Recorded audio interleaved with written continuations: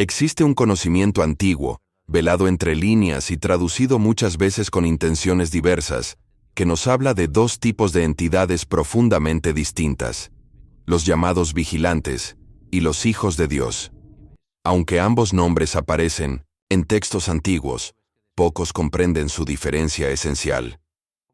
Mientras los vigilantes cumplen funciones específicas y vigilantes del orden espiritual, los hijos de Dios parecen estar envueltos en un misterio mayor, uno que tiene raíces en una realidad que trasciende lo meramente espiritual. No estamos hablando de ángeles, como comúnmente se ha asumido, sino de seres cuya existencia desafía nuestra comprensión convencional del universo.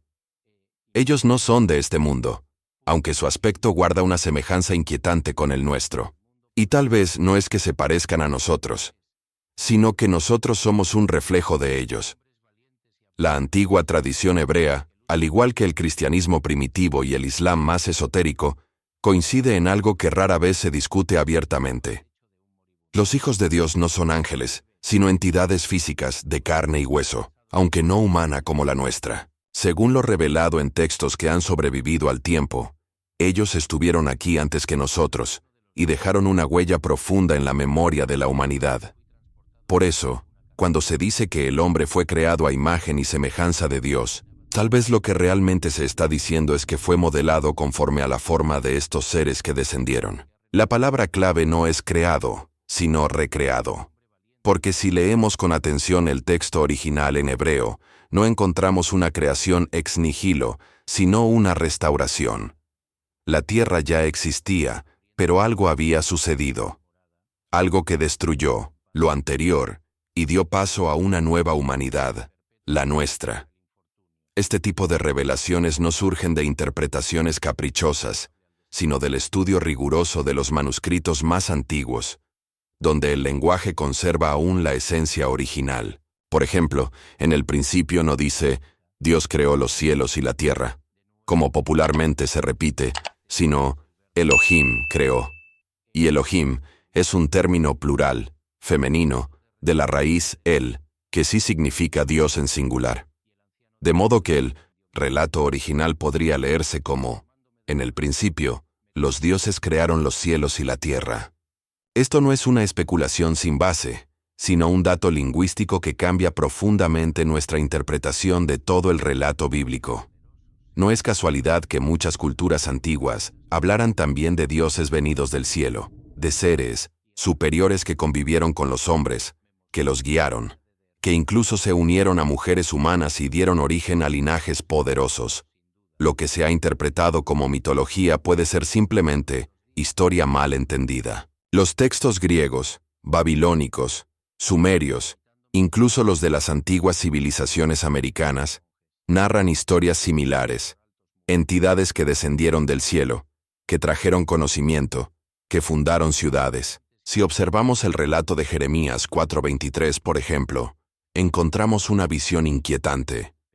Una tierra sin forma, vacía, pero con ciudades destruidas, aves que huyeron, y una humanidad ausente. Esto no es una metáfora.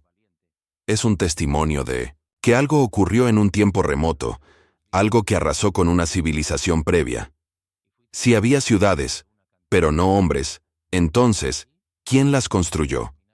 ¿Quién habitaba esta tierra antes de nosotros? Estas preguntas nos llevan inevitablemente a replantear lo que creíamos conocer sobre los orígenes humanos. La historia registrada en la Biblia está lejos de ser un relato lineal.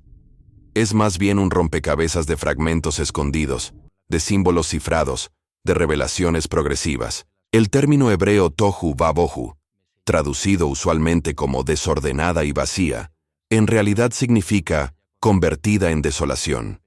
Esto implica una transformación, una ruina de lo que antes existía. Por eso, cuando leemos sobre la creación del hombre, la palabra Elohim se usa nuevamente.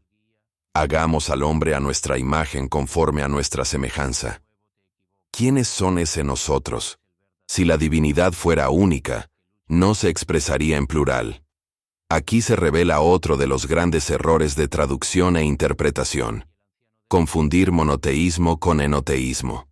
El pueblo hebreo no negó la existencia de otros dioses, simplemente eligió adorar a uno solo, Yahvé. La adoración exclusiva no es prueba de exclusividad existencial. El mismo Salmo 82 lo confirma cuando dice: Dios está en la reunión de los dioses, en medio de los dioses, juzga. Esto nos muestra a un Dios que no actúa solo, sino dentro de una asamblea de entidades poderosas. El relato bíblico, entonces, no se trata de una divinidad solitaria, sino de un concilio celestial, de una familia o raza superior, de la cual emergen tanto los vigilantes como los hijos de Dios. Y es en este punto donde la diferencia entre ángeles y estos hijos divinos se hace esencial. Los ángeles son espíritu puro, mensajeros, sin capacidad de reproducción, sin forma física permanente. Los hijos de Dios, en cambio, actúan, se manifiestan, tienen presencia corporal y dejaron descendencia en la tierra. Esto no es una herejía, sino una lectura fiel a los textos más antiguos, a lo que realmente dicen. Y cuando uno se enfrenta a estas verdades con humildad y sin prejuicio, comienza a entender que la historia de la humanidad está profundamente entrelazada con una historia mayor, cósmica, ancestral, que nos conecta con entidades que aún nos vigilan, que aún nos influencian y que tal vez aguardan el momento para revelarse una vez más. Hace varios años, mantuve una serie de conversaciones reveladoras con el rabino Marvin Antelman, una figura destacada en los círculos teológicos de los años 60, quien dirigía una de las asociaciones más influyentes en los Estados Unidos. En una de nuestras charlas, abordamos un punto que siempre me había intrigado: la verdadera interpretación del texto bíblico acerca de la creación del hombre. Le pregunté con total franqueza, ¿por qué en las traducciones tradicionales se dice que Dios creó al hombre, cuando en el hebreo original la frase es: hagamos al hombre a nuestra imagen? Su respuesta fue clara y contundente. Tanto cristianos como judíos, en su mayoría, han malinterpretado este pasaje fundamental. La forma plural del verbo hagamos implica sin lugar a duda la participación de múltiples entidades. Es decir, no fue un único Dios el que intervino en la creación del ser humano, sino varios dioses, conocidos colectivamente como los Elohim. Cuando se menciona que el hombre fue creado a imagen y semejanza de Dios, la mayoría de las personas entienden que se refiere a una semejanza espiritual. Pero esto no es del todo exacto. El término imagen, desde su raíz hebrea, apunta a una similitud física, concreta, tangible. En otras palabras, los dioses que nos diseñaron lo hicieron a partir de su propia forma y apariencia. Esto sugiere que antes de esta intervención, la humanidad tenía un aspecto diferente, más primitivo, quizás más cercano a los primeros homínidos o a una versión más rudimentaria del Homo sapiens. Pero luego de esa creación o modificación genética, el ser humano comenzó a parecerse a los Elohim. Y si esto resulta difícil de aceptar, basta con mirar cómo la Biblia retrata constantemente a Dios, como un ser que camina, que habla cara a cara, que muestra emociones, que incluso emite sonidos al caminar sobre el suelo del Edén. En el relato del Génesis, se dice que Dios caminaba junto a Adán y Eva en la brisa del atardecer. Pero lo que muchos desconocen es que la palabra hebrea utilizada para caminar implica el sonido de pasos sobre hojas secas. ¿Cómo es posible que un ser puramente espiritual genere sonido al andar? Este detalle, aparentemente insignificante, apunta a algo mayor. Dios tenía cuerpo. Un cuerpo físico. Y si eso es cierto, entonces nuestra semejanza con Él no es una metáfora, sino una descripción literal. En otro pasaje clave, Dios declara: «He aquí, el hombre se ha convertido en uno de nosotros». ¿Uno de quiénes? Una vez más aparece la noción de pluralidad. Esto implica que el ser humano fue alterado, transformado, tal vez mediante una hibridación biológica con los Elohim. Esta teoría, lejos de ser una simple conjetura, ha sido defendida por investigadores como Sarias Chin, quien sostiene que hubo una intervención directa en nuestro ADN, una modificación que nos elevó por encima de nuestras formas primitivas. Según su argumento, esta manipulación nos otorgó una apariencia más sofisticada y un intelecto más desarrollado, permitiéndonos caminar entre nuestros creadores sin ser capaces de diferenciarlos, porque nos parecemos a ellos. Aunque en 1970, realidad es al revés. Ellos fueron el molde, nosotros la copia.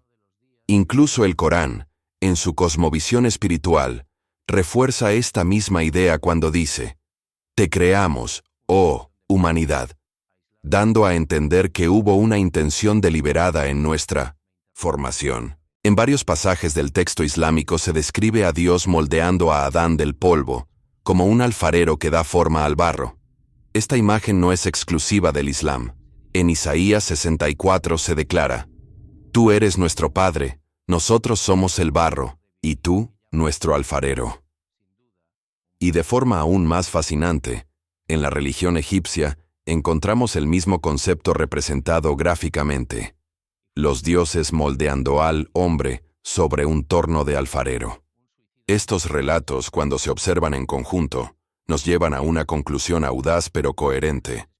La humanidad no surgió al azar, sino como resultado de un diseño, de un experimento, de una creación consciente por parte de seres superiores.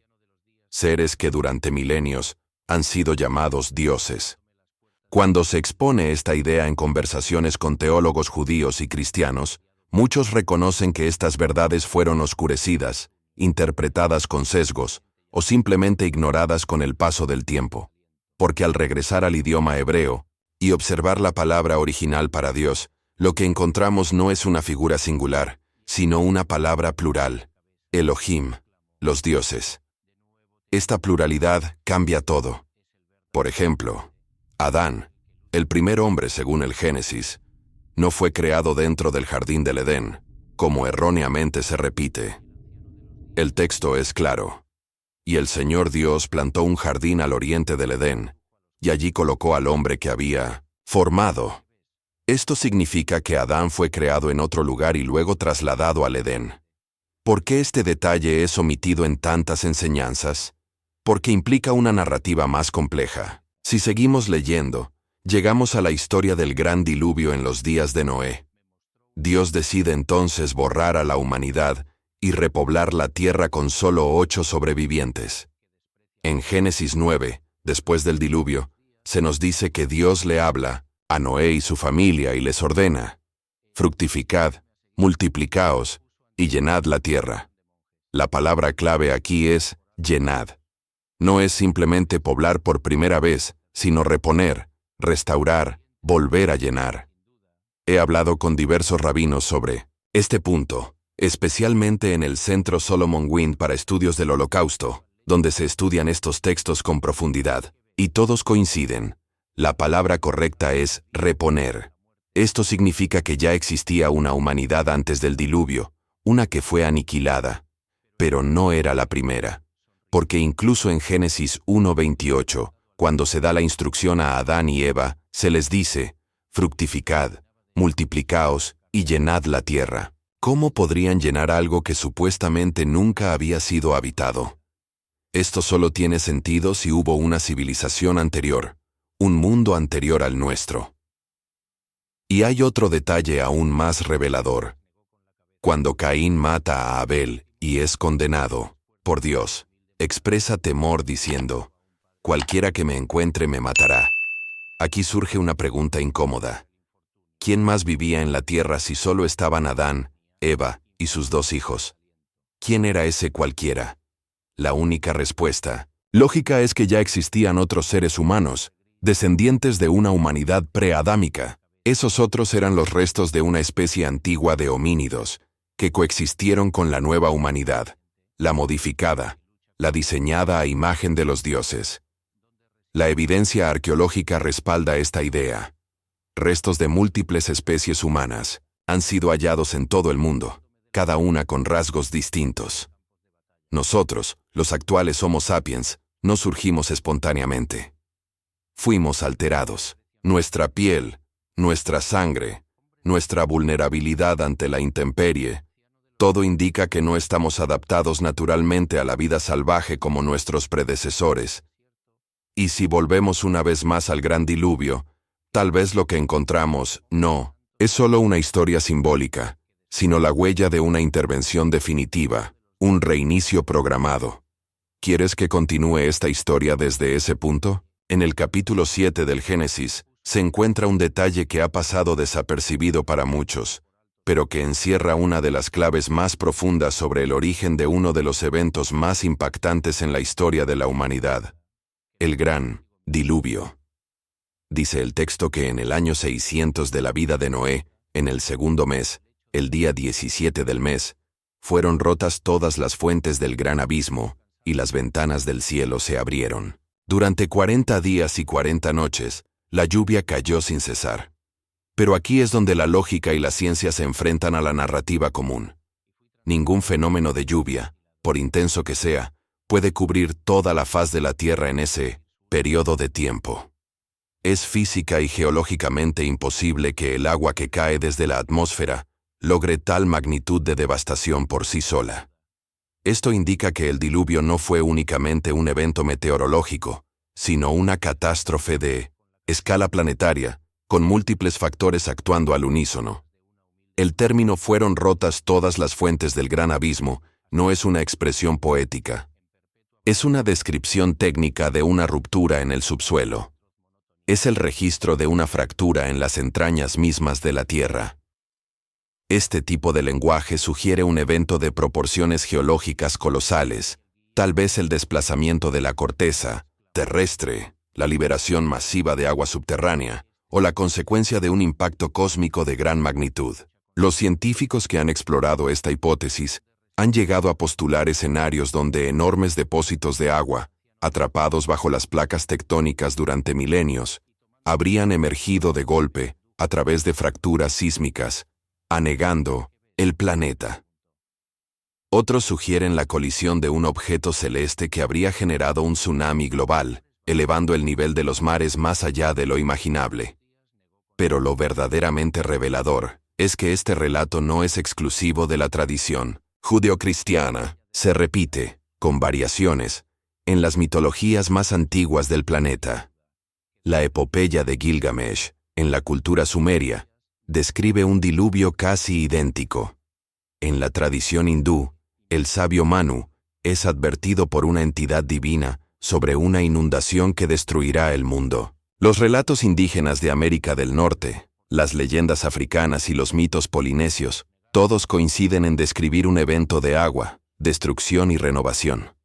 Esta convergencia sugiere que el diluvio no fue simplemente un mito, sino el recuerdo colectivo de un evento histórico de proporciones globales. Y si todo esto es cierto, entonces debemos repensar lo que creíamos saber sobre nuestros orígenes. La Biblia misma insinúa que la humanidad ha sido recreada más de una vez. El mandato que Dios da a Noé después del diluvio, fructificad, multiplicaos y llenad la tierra, no es un llamado inicial, sino un segundo intento, una reposición. Esta misma instrucción se encuentra en Génesis 1:28, cuando Adán y Eva son creados. ¿Por qué se repite si se tratara del primer ser humano? La palabra llenar implica un vacío previo, una ausencia provocada por una destrucción anterior. Es como si la humanidad actual no fuera la primera, sino una nueva versión, diseñada y colocada sobre los restos de civilizaciones anteriores. La mención de las fuentes del abismo, abiertas, conecta directamente con las visiones del profeta Jeremías, quien describía ciudades hermosas reducidas a desierto y desolación. Una transformación repentina, violenta, como la que causaría un terremoto de magnitud 14 en la escala de Richter. Este tipo de eventos, aunque hoy se consideran improbables, son teóricamente posibles, y serían suficientes para arrasar continentes enteros. Tal vez Jeremías hablaba no de ciudades humanas, sino de civilizaciones previas, fundadas por los dioses, por los Elohim, y luego borradas de la faz de la tierra, por fuerzas que escapaban incluso a su control. Este tipo de cataclismo nos remite inevitablemente a la leyenda de la Atlántida, un reino piadoso, habitado por seres de gran poder espiritual, destruido en un solo día y una sola noche. Platón no hablaba de un mito, sino de una memoria histórica. En el fondo del Océano Atlántico existe una falla sísmica masiva que atraviesa el lecho marino como una cicatriz antigua. La Marina de los Estados Unidos ha registrado esta falla con tecnología avanzada, capturando imágenes que muestran estructuras sumergidas en regiones como Bimini, en pleno Triángulo de las Bermudas. Allí yace una pirámide colosal, más grande que las de Egipto, con un ojo tallado en su cúspide. Esta estructura no ha sido explicada, ni refutada, simplemente ignorada. Si estas ruinas corresponden a civilizaciones prehistóricas, entonces la historia humana es mucho más antigua y más compleja de lo que se nos ha enseñado. Existen registros submarinos de templos en las costas de Cuba, en las profundidades cercanas a Japón, e incluso en las regiones que hoy ocupan los desiertos más vastos del mundo, como el Sahara. Estas zonas, antes cubiertas de agua, revelan su pasado marino en las capas de sal que impiden el crecimiento de la vegetación. Una señal clara de que la geografía del planeta ha sido moldeada por desplazamientos monstruosos de agua y tierra. Las civilizaciones que construyeron esos templos eran tan avanzadas que sus obras han resistido el paso del tiempo, aún bajo el mar. Esta revelación nos obliga a abandonar la arrogancia moderna de creernos el pináculo de la inteligencia. No estamos avanzando, estamos degenerando. Las estructuras ciclópeas de las antiguas culturas son testimonio de una sabiduría que hemos perdido. Templos sumergidos, ciudades enterradas, conocimientos olvidados. Como dice el libro de Job, las cosas muertas se forman debajo de las aguas y sus habitantes. Y en el Evangelio de Marcos capítulo 5, leemos sobre una legión de entidades que suplicaron a Jesús no ser enviadas de vuelta al abismo, sino a una piara de cerdos. La palabra abismo en la Biblia no es una simple metáfora, es un lugar, una dimensión, un reino bajo las aguas. La tradición hebrea lo vincula con los Refaim, descendientes de los ángeles caídos, los Nefilim. Estos seres, según el texto, eran híbridos, mezcla de lo humano y lo divino, capaces de vivir en condiciones que para nosotros serían imposibles. Esto podría explicar los numerosos reportes modernos de objetos voladores no identificados emergiendo del océano, especialmente en las regiones del Pacífico y el Atlántico. Tal vez no vienen del espacio, sino de las profundidades. Tal vez siempre han estado aquí. Se les ha llamado de muchas formas: Nefilim, Refaim, Elohim, Anunnaki. Y si, como sugería Zecaria Sitchin, estos seres son los responsables de nuestra creación, entonces también son los guardianes de nuestro destino. Tal vez habitan bajo los mares, en estructuras que escapan a nuestra vista, en ciudades que alguna vez dominaron la superficie y hoy descansan en silencio bajo kilómetros de agua. Lo que es claro es que la Biblia, lejos de ser un libro simbólico o puramente espiritual, guarda en su interior la memoria cifrada de un pasado que aún nos persigue. Un pasado que no ha sido olvidado, sino enterrado. ¿Quieres que siga este relato con lo que ocurrió después del diluvio y cómo se reconfiguró la humanidad en base a estas entidades ocultas? En uno de los relatos más enigmáticos del Nuevo Testamento, Jesús se encuentra frente a un hombre poseído por una multitud de entidades. Al preguntarle su nombre, el hombre, o más bien las voces dentro de él, responden: «Mi nombre es Legión, porque somos muchos». Este detalle no es menor. Las Escrituras relatan que no era simplemente una voz manifestándose a través del hombre, sino una comunicación directa entre los demonios y Jesús. Cuando Él les ordena salir, estos ruegan desesperadamente por entrar en una manada de cerdos cercana. Jesús accede y acto seguido la piara entera corre desbocada hacia el mar donde se ahoga. Esta escena, más allá de su dramatismo, nos revela algo profundo. Los demonios, desprovistos de un cuerpo humano, buscaron retornar a su hábitat natural, el agua. Y si el agua es, como sabemos, uno de los mejores conductores de electricidad y energía, podría ser que estas entidades espirituales tuvieran una conexión intrínseca con ella, operando con mayor libertad en ese medio. No es casualidad que el agua sea símbolo de vida, de conciencia y tal vez también de puertas hacia otros mundos. Más adelante, en otra parte de la Biblia, Dios pronuncia una declaración que resuena con fuerza. El hombre se ha convertido en uno de nosotros. Esta afirmación sugiere un cambio fundamental en la condición humana, una transformación que va más allá de lo espiritual para tocar las fibras mismas de nuestra naturaleza biológica. Es aquí donde se abre un hilo de reflexión inquietante. Tal vez la humanidad, como hoy la conocemos, no es fruto de una evolución lineal, sino el resultado de una alteración deliberada. En nuestro tiempo, esta idea ha sido retomada en incontables películas y series de ciencia ficción, donde se especula sobre razas alienígenas que se asemejan a los humanos. Pero esta no es una fantasía reciente. Desde tiempos antiguos se ha planteado la distinción crucial entre los ángeles, seres puramente espirituales, y los hijos de Dios, entidades físicas, tangibles, capaces de interactuar y reproducirse con nosotros. El libro de Hebreos lo deja claro. Dios hace a sus ángeles espíritus, diferenciándolos radicalmente de los hijos de Dios mencionados en Génesis 6, quienes tuvieron descendencia con las hijas de los hombres. Esta capacidad de procrear revela que no eran meros espíritus, sino seres corpóreos, con una biología lo suficientemente similar a la humana como para engendrar linajes. Eran, en esencia, descendientes de los Elohim, de los Anunnaki, de aquellos dioses venidos de otras estrellas, que nos moldearon a su imagen y semejanza. Su apariencia era tan cercana a la nuestra, que podían caminar entre los humanos sin ser detectados. Y si aceptamos que estos seres aún podrían estar entre nosotros, surge una pregunta que golpea como un martillo. ¿Quiénes son en realidad aquellos que gobiernan el mundo?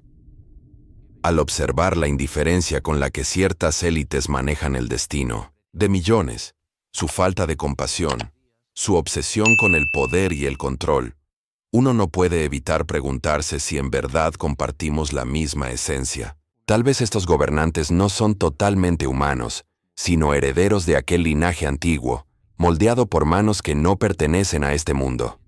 La Biblia ofrece una pista en Génesis 18, cuando Abraham es visitado por 3 hombres. El texto no dice que vio ángeles flotando en el aire, sino hombres caminando hacia su tienda.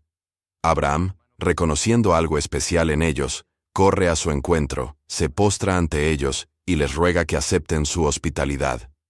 Les ofrece agua para lavar sus pies, mantequilla, leche y un becerro asado. Ellos comen, descansan, conversan. Lo más impactante de esta historia es que uno de esos hombres no era otro que el mismísimo Yahweh, el Dios creador. Los otros 2 eran seres enviados en una misión específica. Más tarde, en Génesis 19, estos 2 llegan a Sodoma, y el pueblo al verlos los encuentra tan atractivos que desea poseerlos. Esto no sería posible si se tratara de entidades incorpóreas. Eran seres físicos, tan humanos en su apariencia que provocaban deseo carnal. Y cuando el apóstol Pablo menciona en Hebreos 13:2 que algunos, sin saberlo, hospedaron ángeles, en realidad se refiere a los hijos de Dios, a entidades físicas confundidas entre los hombres. Esta posibilidad abre un abanico de preguntas inquietantes. ¿Cuántas veces hemos cruzado camino con seres que no eran enteramente humanos? Hay historias contemporáneas que relatan cómo desconocidos aparecieron en momentos de crisis, exhibieron fuerza o habilidades sobrehumanas, salvaron vidas, y luego desaparecieron sin dejar rastro. Estos relatos, muchas veces descartados como leyendas urbanas, podrían ser ecos de una verdad más profunda. Los hijos de Dios nunca se fueron. Y si aceptamos que estos seres siguen presentes, entonces la noción del derecho divino de los reyes cobra un matiz perturbador. No se trata simplemente de una metáfora para justificar el poder, sino de una afirmación literal de superioridad genética y ancestral. Algunos linajes reales, convencidos de su herencia divina, creen tener el derecho de gobernar, no por mérito, sino por origen.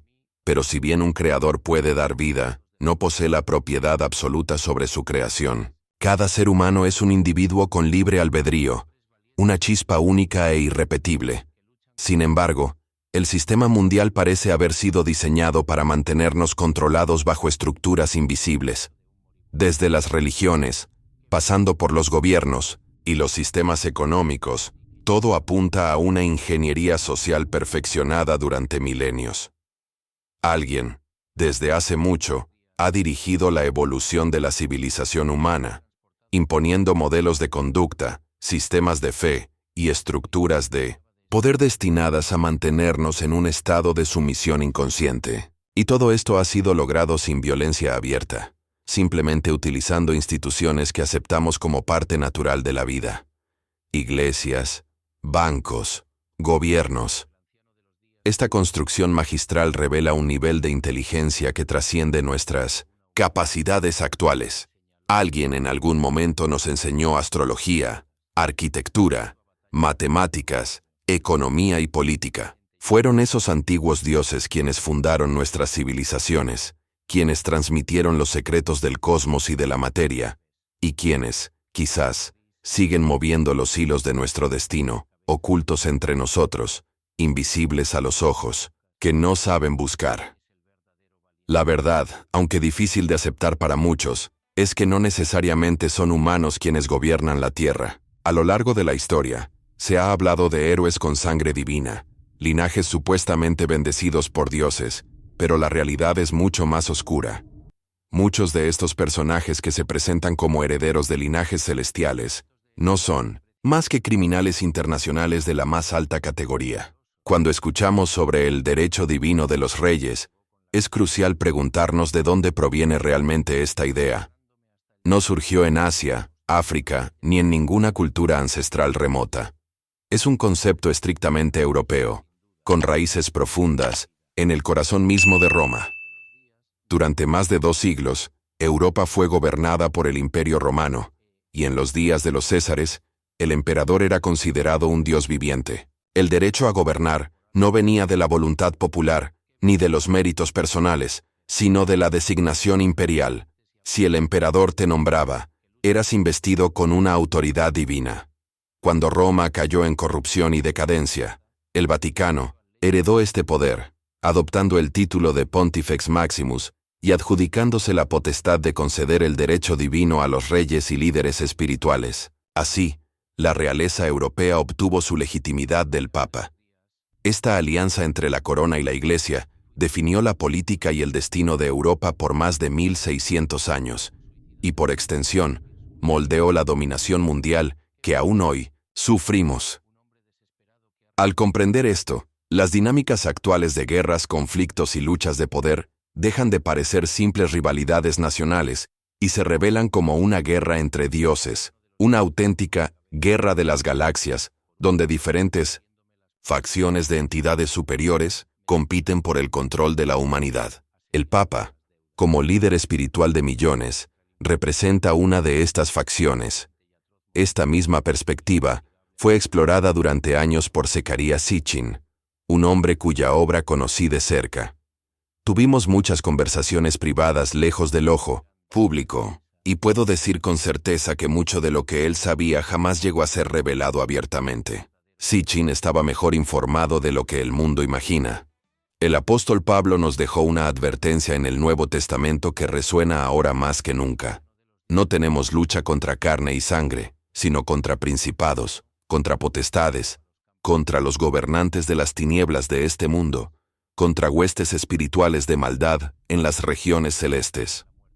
Pablo no hablaba de batallas físicas, sino de una lucha invisible contra entidades que manipulan a la raza humana desde 1900, las sombras. Cuando observamos a los líderes que dirigen las grandes potencias, a los magnates que manejan las finanzas del mundo, percibimos una frialdad inhumana, una desconexión total del dolor y las necesidades humanas. ¿Es posible que estos gobernantes no sean del todo humanos? La noción de que los antiguos dioses aún caminan entre nosotros deja de ser fantasía para convertirse en una posibilidad tangible. El concepto del derecho divino de los reyes no sería entonces una metáfora, sino una afirmación literal de linaje, seres que descienden de entidades superiores y que se consideran con el derecho intrínseco de gobernar sobre nosotros. He expuesto estas ideas en muchas conferencias, incluso en Inglaterra, frente a cientos de personas. Recuerdo haber preguntado al público, ¿cuánto tiempo más van a seguir inclinándose ante familias reales que viven en lujos obscenos mientras el ciudadano común apenas puede pagar su renta? ¿Hasta cuándo soportarán ser tratados como súbditos por aquellos que no aportan nada real a la sociedad, pero exigen reverencia? No respeto a ningún ser humano que se coloque por encima de otro. Todos fuimos creados con la misma chispa divina. Sin embargo, la historia sugiere que algunos creen tener el derecho de dominarnos, porque nos modelaron, porque nos consideran su propiedad. Hay textos fascinantes sobre esto, como los de Carlos Castaneda, donde don Juan Matus, un sabio chamán mexicano, describe cómo seres extraterrestres, similares a nosotros, han manipulado a la humanidad desde tiempos ancestrales. Don Juan sostiene que estos seres oscuros han instalado sistemas de control, religiones, gobiernos, economías, que, aunque parecen humanos, no lo son. Y lo más importante, existen otros seres que observan, seres que conocen la verdad y desean nuestra liberación. Cuando leí esto supe que era cierto. Independientemente de quienes nos hayan creado, nuestra conciencia nos pertenece. Así como un hijo es independiente de sus padres, así nosotros como especie, tenemos el derecho divino de buscar nuestro propio destino. No importa si fuimos moldeados por dioses, Elohim o Anunnaki. Somos portadores de una chispa divina que nos conecta directamente con el Creador Supremo, no con los captores que nos impusieron cadenas invisibles. En cuanto a los Anunnaki, se ha debatido mucho sobre su supuesta naturaleza reptiliana. Personalmente, y basado en años de estudio y experiencia, creo firmemente que existen seres extraterrestres de apariencia reptil. No porque lo haya leído en libros o lo haya escuchado en conferencias, sino porque lo discutí directamente con figuras como David Icke, a quien traje a Estados Unidos en 1992 para mostrarle documentos y hablarle de estas realidades. Desde entonces, David ha popularizado el tema, pero la raíz de este conocimiento es anterior. Creo que hay una variedad de razas extraterrestres interactuando con nuestro planeta. Algunas reptilianas, otras no. Algunos simplemente nos observan, otros manipulan, y algunos buscan imponerse. La Tierra, vista desde esta perspectiva, se asemeja a una gran feria cósmica donde distintas especies llegan, algunas como visitantes benignos, otras como conquistadores. Y entre los peores relatos está el tráfico y desaparición de niños, prácticas oscuras que aún hoy se llevan a cabo en ciertos lugares, como el cañón de Coldwater y otros sitios en Studio City. Sacrificios humanos en pleno siglo XXI, en el corazón de nuestras ciudades, ignorados por la mayoría pero bien conocidos por quienes se atreven a mirar más allá del velo.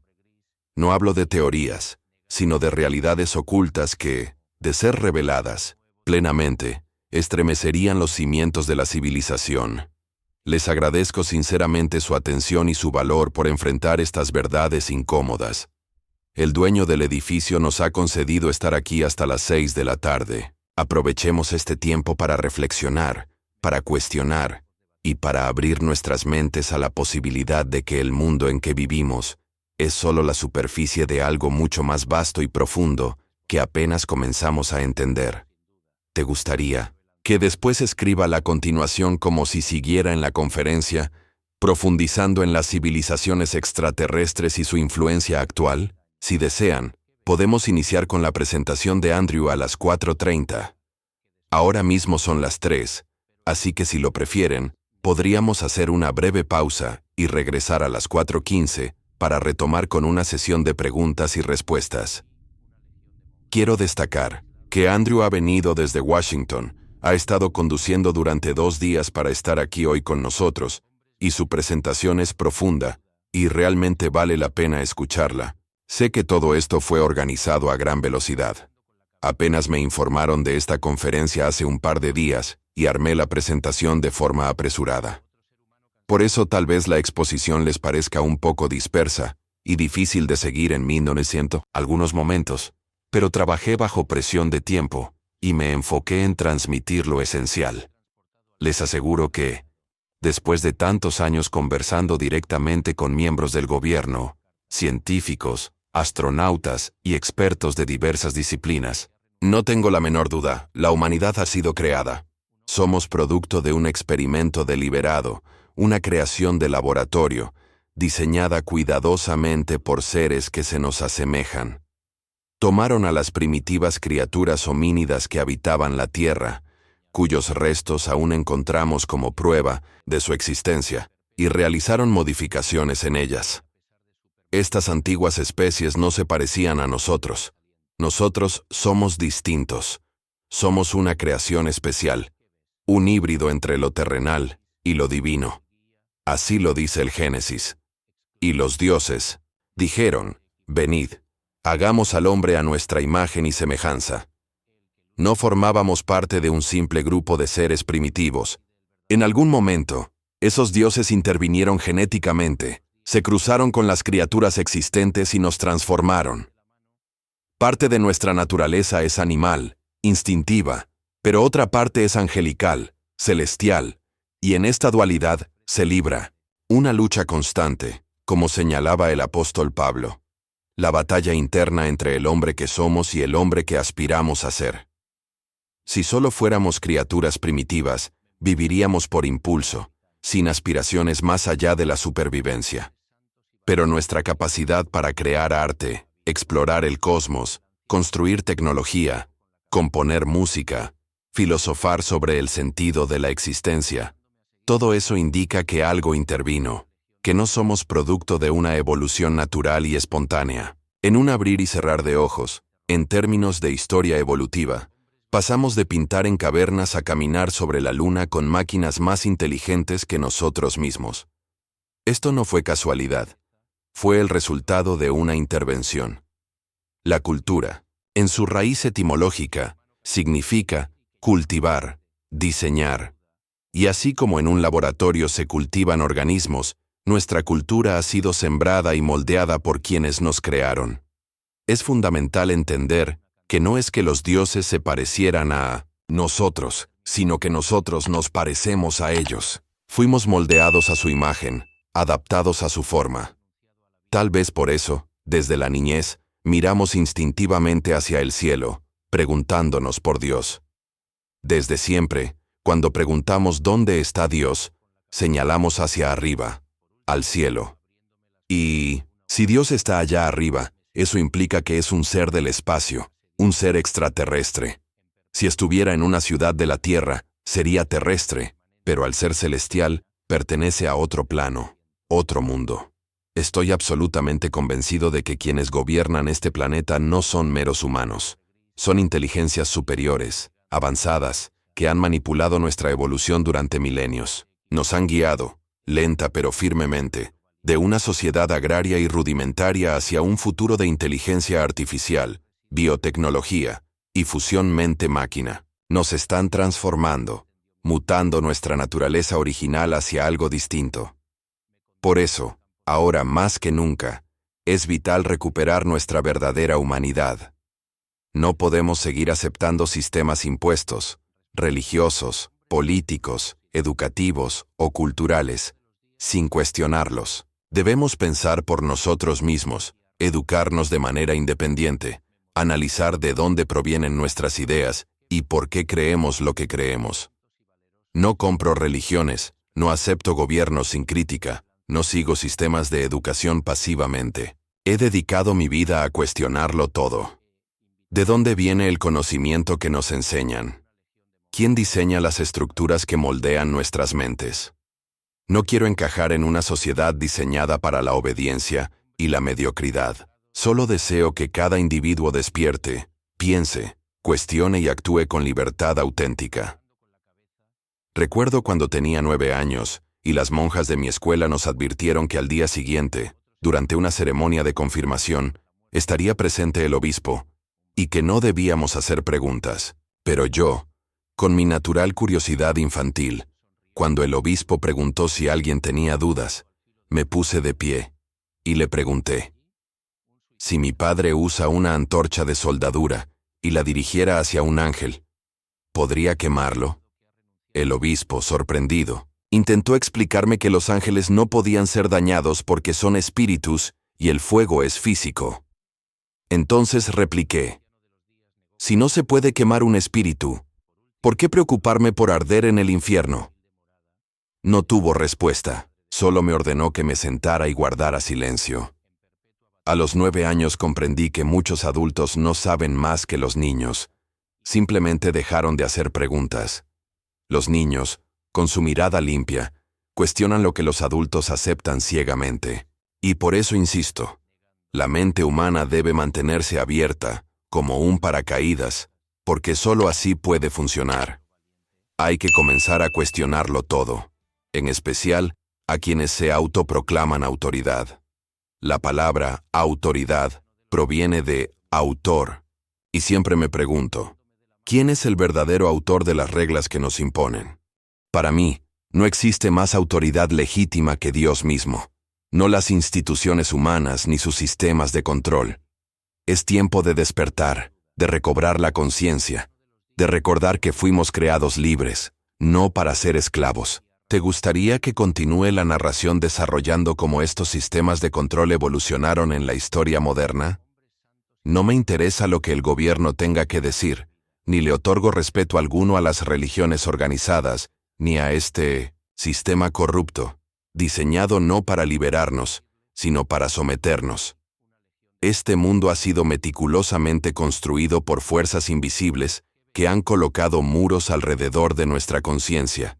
Y yo, sencillamente, me niego a ser parte de ese juego. Quiero recuperar mi humanidad, tomar mis propias decisiones, vivir desde mi propia voluntad, no desde el guión que alguien más escribió para mí. No me importa lo que diga Hollywood, ni me interesa la propaganda institucional. No me interesa lo que promuevan las escuelas, los gobiernos, los medios. Yo quiero pensar por mí mismo, hacer mis propias preguntas, buscar mis propias respuestas. Siempre he sido un rebelde, y si tengo una misión en esta vida, es liderar una revolución, pero no con armas ni violencia, sino con ideas, con conciencia, con luz. Un renacimiento intelectual y espiritual. Quiero que la humanidad despierte y deje de poner su fe en los rostros visibles del poder, porque ellos no son más que marionetas. Quiero que el mundo se levante y diga: basta, ya no les creemos. Vamos a hacernos cargo de nuestra propia existencia.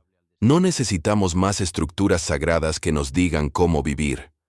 No necesitamos la iglesia, la sinagoga, ni ningún aparato estatal que pretenda dominar nuestras almas.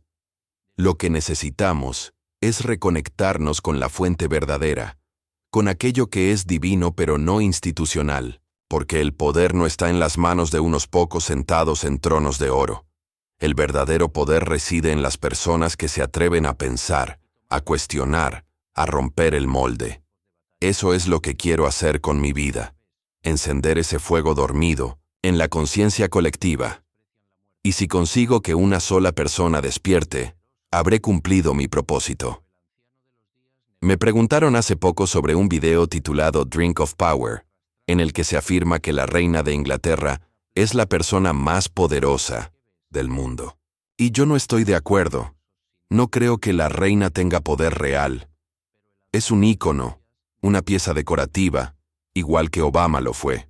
Obama no gobernaba. Era una figura mediática, un símbolo vacío. Quienes verdaderamente dirigen este mundo son los hombres blancos de la vieja Europa, los mismos que han conquistado y colonizado el planeta durante más de un milenio. Y esto no lo digo como un ataque racial, sino como un hecho histórico. Europa ha impuesto sus sistemas, sus lenguas, sus estructuras políticas y económicas en todos los continentes. No se trata de democracia, ni de equidad, ni de libertad. Se trata de dominio. La humanidad entera ha sido programada por siglos de manipulación, envuelta en un teatro cuidadosamente montado. Y así como la corona británica ha manipulado culturas a través del comercio y la explotación, también ha manipulado la percepción humana. Yo no creo por un segundo que un joven negro pueda tomar las riendas de ese viejo sistema y reconfigurarlo. No lo van a permitir. Lo trajeron por una razón específica, Y cuando ya no sea útil, lo desecharán. Igual que hicieron con Kennedy. JFK fue amado, poderoso, joven, respetado, y le dispararon frente a todos, en público, sin consecuencias. ¿Quién pagó por su asesinato? Nadie. Porque quienes lo eliminaron operan en las sombras, detrás del telón. El mensaje fue claro. Si te sales del guión, si representas una amenaza real para el sistema, te eliminan. Simple. En California, por ejemplo, existe un acuerdo silencioso entre el Estado y la mafia. ¿Sabías que la mafia tiene placas oficiales en ese estado? Yo lo sé, porque lo escuché directamente de miembros de la organización. Hay una colaboración tácita. Tú manejas lo sucio, nosotros te protegemos desde lo alto. Así es como funciona el juego. Incluso he sido vigilado por el FBI. Hace más de una década, un agente federal me llamó directamente a mi oficina en Glendale. Me dijo: sabemos quién eres. Sabemos lo que haces. No eres una amenaza mientras la gente solo te escuche. Pero, si comienzan a actuar por lo que dices, entonces nos convertiremos en tu problema. Eso me lo dejaron claro. No necesitan matarte de inmediato. Pueden encontrarte una irregularidad fiscal, una coma mal puesta en tu declaración de impuestos, y con eso te encierran por décadas. Pero si eso no basta, simplemente te quitan del camino. Y lo hacen parecer un accidente, un robo, una coincidencia. Así operan los verdaderos titiriteros del poder. Estados Unidos está en una situación crítica, no porque la gente sea mala, sino porque no sabe. Nunca les enseñaron cómo funciona realmente el mundo. Yo he tardado 48 años en comprender cosas que deberían enseñarse en las escuelas. Nada en este sistema es lo que parece. Nada. Los bancos no tienen dinero. Es más, existen leyes federales que estipulan que los bancos, por definición, no pueden prestar dinero. Entonces, ¿por qué? ¿La gente va a pedir préstamos? ¿De dónde sale ese supuesto dinero? No lo prestan porque no lo poseen. Lo crean digitalmente, respaldado por documentos comerciales como una tasación de auto. Te hacen firmar papeles que generan valor, y ese valor se transforma en dinero electrónico que jamás existió. Es un sistema basado en humo y espejos. Un fraude legitimado, Pinto, y lo más impactante. Estados Unidos no es un país en el sentido clásico. Es una corporación. Fue registrada en 1868 como entidad privada. Y si trabajas para esa corporación, si aceptas ser ciudadano estadounidense, estás declarando que eres empleado de esa estructura, sometido a su fideicomiso, el cual deriva directamente del derecho romano. Esa es la razón por la que, cuando entras a una institución y te preguntan si eres ciudadano, lo que realmente quieren saber es si aceptas, por voluntad propia, ser parte de ese sistema. El gobierno no es tu salvador. Es una empresa con presidente, vicepresidente y tesorero. Opera como cualquier corporación multinacional. Pero la diferencia es que ésta controla la narrativa, la historia y la mente de millones de personas. Si has llegado hasta aquí, solo tengo una petición. Empieza a cuestionarlo todo. La realidad no es lo que nos dijeron. No es lo que aparece en las pantallas ni lo que enseñan los libros de texto. Y si tienes dudas, entonces vas por buen camino. La duda es el primer paso hacia la libertad. ¿Quieres que continúe con la reflexión sobre cómo podemos liberarnos mental y espiritualmente de este sistema sin recurrir a violencia? Todo lo que nos rodea, desde el momento en que nacemos, no es una estructura de gobierno como nos han hecho creer, sino una estructura empresarial, cuidadosamente organizada para administrarnos como recursos. En este sistema, tú, tu cuerpo, tu identidad legal, son tratados como activos financieros registrados en la Bolsa de Valores de Nueva York. Eres una seguridad, una garantía que respalda la estabilidad de una corporación llamada Estados Unidos. Por eso existe el número de seguro social. No es para protegerte. Es para asegurar tu productividad como pieza operativa dentro del engranaje económico. Mientras produzcas, mientras trabajes y pagues impuestos, mientras participes en el juego que se te ha impuesto, El sistema te considera seguro. Por eso te obligan a tener seguro de salud, de vida, de automóvil. No por tu bienestar, sino para que, si algo te pasa, el sistema no pierda dinero contigo. Este mundo no está diseñado para tu libertad, sino para tu explotación. La ciudadanía, tal como se te ha enseñado, no representa derechos inalienables, sino un contrato de sumisión. Has sido registrado como empleado de una entidad privada, una corporación que opera bajo las reglas del comercio y no bajo los principios de la moral o la justicia. Cada dólar que utilizas no es una moneda real, sino una nota de deuda. Cuando entregas un billete de 100, lo que haces es transferir una obligación, no cancelar un valor. Todo lo que existe en esta economía gira en torno a la deuda perpetua, y ese diseño es intencional. El sistema no colapsa porque nunca se supone que sea apagado. Es una rueda que gira eternamente, alimentada por la ignorancia de quienes no saben cómo funciona. Si comprendieras las reglas ocultas, si supieras que cada tribunal legal es en realidad una plataforma comercial y no una corte de justicia, entenderías por qué te sientes como un número más. El juez no representa la moral ni la equidad, representa al banco. Se sienta en un banco, bench en inglés, porque actúa como administrador de una transacción comercial. Cuando entras en una corte, no eres tratado como un ser humano, libre, sino como una entidad corporativa, como un código, un nombre en mayúsculas, un activo financiero. Si alguna vez recibes un documento legal con tu nombre completamente en mayúsculas, no están hablando contigo, el ser vivo. Están hablando con tu persona legal, una ficción jurídica creada para transar sobre ti. Este engaño proviene de antiguas leyes marítimas y comerciales, como las babilónicas, donde todo giraba en torno a contratos, garantías y propiedad. Cada multa, cada citación, cada juicio, no es más que un pagaré disfrazado. No es justicia, es extracción de riqueza. El sistema bancario, el sistema legal y el sistema gubernamental no son entidades separadas, son ramas de la misma maquinaria. Una maquinaria que se alimenta de tu energía, de tu tiempo, de tu esfuerzo. Y mientras tú crees que estás ejerciendo tus derechos, en realidad, estás participando voluntariamente en tu propia esclavitud financiera. Desde el sistema educativo hasta los medios de comunicación, todo está construido para adoctrinarte, para que nunca cuestiones el juego. Te enseñan a obedecer, a seguir reglas que no comprendes, a firmar documentos cuyo lenguaje legal te es ajeno. Las palabras tienen doble sentido. Las leyes están escritas para confundir, no para protegerte. Y mientras crees que estás ejerciendo tu ciudadanía, lo que realmente haces es ratificar tu rol como parte del capital humano de una corporación global. El dinero mismo es una ilusión. No está respaldado por nada. La Reserva Federal imprime billetes de la nada y los presta a los gobiernos con intereses. ¿Qué significa esto?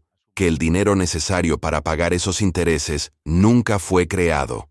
El sistema está diseñado para que la deuda jamás pueda saldarse. Es una esclavitud financiera legalizada y perfeccionada. Nos han distraído con farándula, deportes, guerras, ideologías y religiones, para que nunca miremos lo que ocurre tras bastidores. Mientras debatimos sobre política, moral o cultura, la élite sigue controlando las finanzas del planeta, diseñando crisis, fabricando enemigos, manipulando la historia. Las divisiones entre derecha e izquierda, entre religiones, entre razas, son solo cortinas de humo. No luchamos entre pueblos.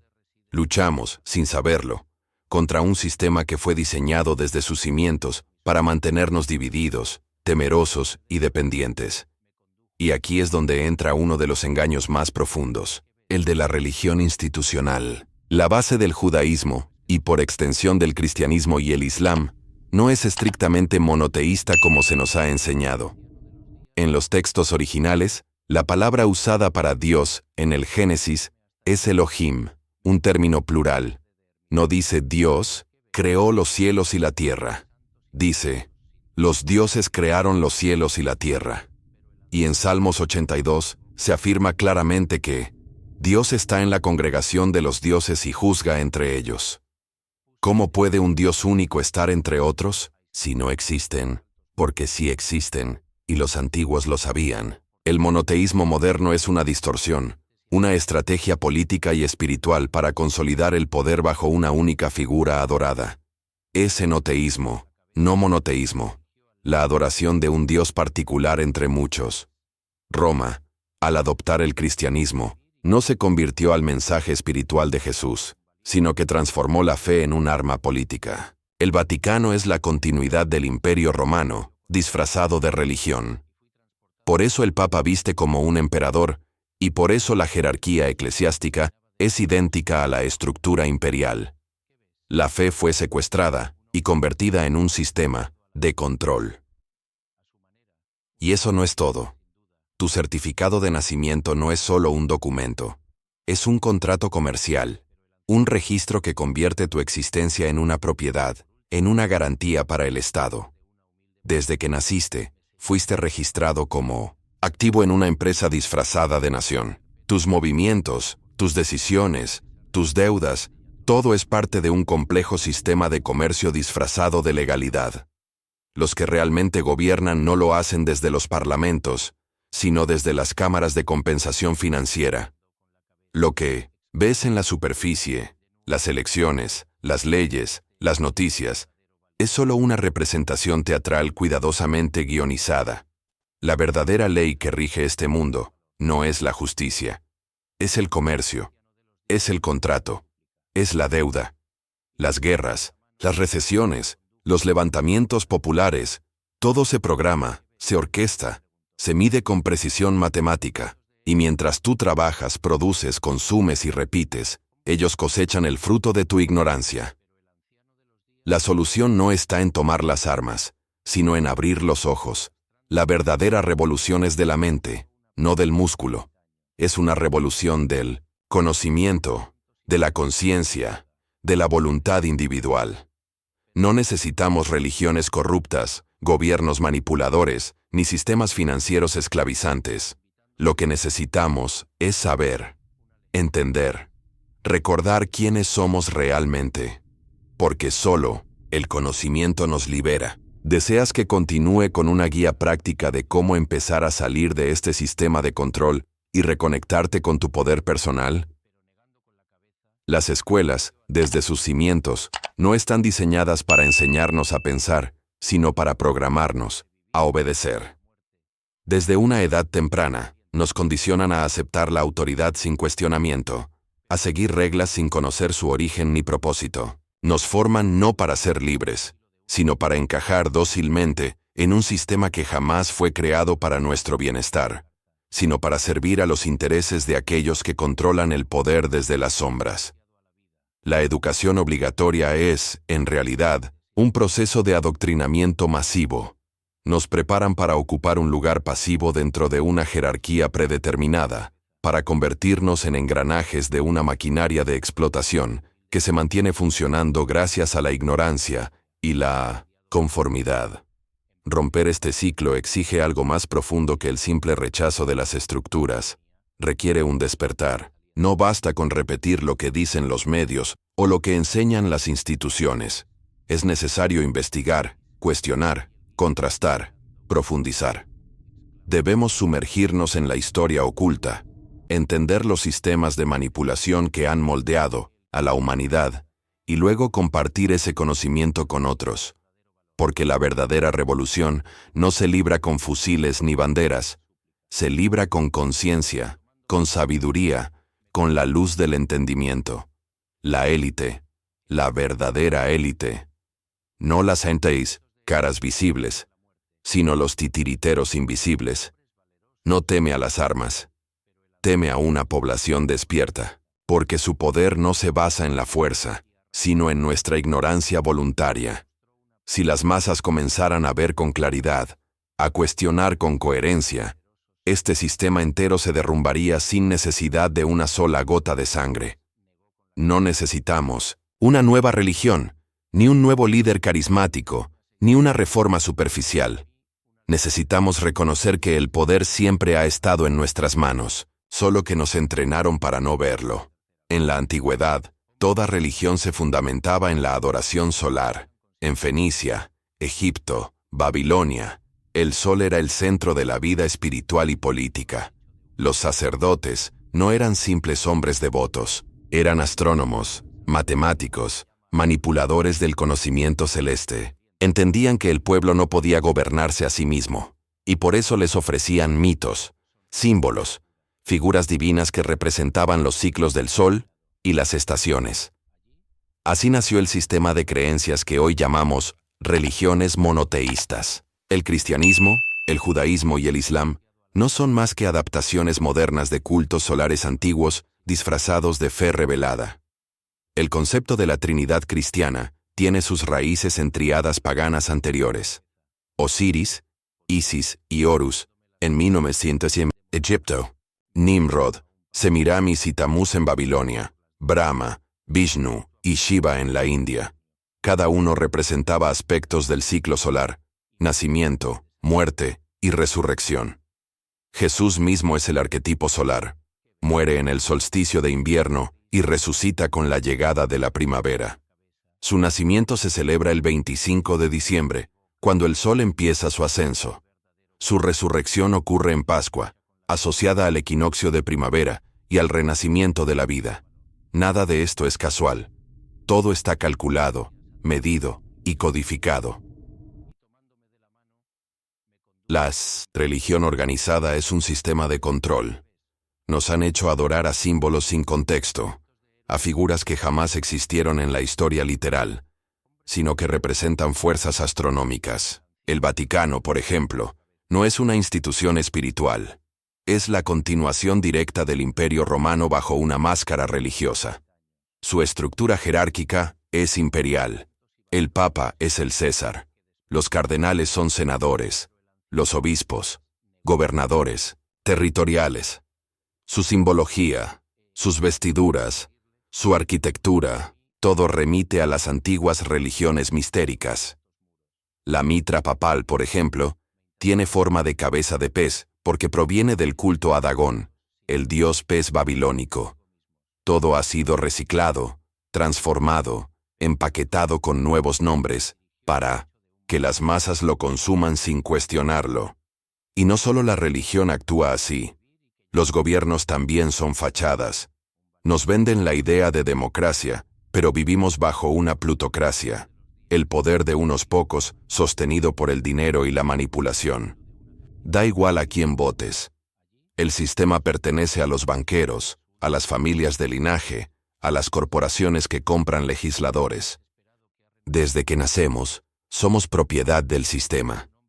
Nuestro certificado de nacimiento no es un simple documento, es un contrato. Nos registran como bienes comerciables. En la escuela nos enseñan a memorizar, no a razonar. Nos entrenan para obedecer, trabajar, pagar impuestos y morir sin cuestionar nada. Es un ciclo diseñado para perpetuar la esclavitud mental y económica. Pero hay una salida. Y no es ideológica ni partidista. Es una salida interior. El despertar. Solo cuando decidimos educarnos por nuestra cuenta, buscar nuestras propias respuestas, compartirlas con quienes nos rodean, comenzamos a romper las cadenas. No necesitamos más iglesias, más presidentes, más estructuras. Necesitamos conocimiento, conciencia, comprensión. Cuando la gente empieza a ver la verdad, el sistema se desmorona por sí mismo. Nos han mantenido en la oscuridad por demasiado tiempo. Nos han distraído con deportes, series, política, divisiones ideológicas, conflictos artificiales. Todo eso es teatro. Mientras el mundo debate si es rojo o azul, si es izquierda o derecha, los amos del poder continúan manipulando desde arriba. Las celebraciones como la Pascua no son cristianas en su origen. Provienen del culto a Istar, diosa de la fertilidad y del renacer. Con el tiempo, su figura fue absorbida por el simbolismo cristiano, vinculándola al equinoccio de primavera y a la constelación de Virgo, la Virgen. Por eso se dice que el Hijo de Dios nace de una virgen, porque el sol, simbólicamente, renace bajo Virgo. Es también la razón por la que Leonardo da Vinci pintó la Última Cena con 12 apóstoles divididos en grupos de 3. Representan las 4 estaciones del año, con Jesús, el sol, en el centro. El número 13 es sagrado, en la simbología antigua. 12 signos, 1 sol. Gobierno perfecto. El 8 representa el renacimiento, el infinito, la transformación constante. No por nada, los fundadores de Estados Unidos, francmasones expertos en numerología y astrología, eligieron 1776 para declarar la independencia.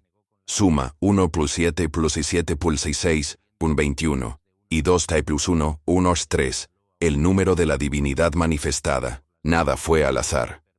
Eventos modernos, como el 11 de septiembre, son parte del mismo patrón. Ataques de bandera falsa, eventos teatrales usados para infundir miedo y justificar el control. Igual que Hitler incendió el Reichstag en 1933 para culpar a sus enemigos y consolidar su poder, el 9/11 fue diseñado para imponer leyes que limitaron las libertades individuales bajo la promesa de seguridad. El miedo es la herramienta favorita de la élite. Nos controlan cuando estamos asustados. Y mientras más miedo sentimos, más poder les entregamos. Pero cuando comprendemos el juego, cuando vemos el patrón repetirse, dejamos de ser peones. El verdadero reto es despertar antes de que sea demasiado tarde.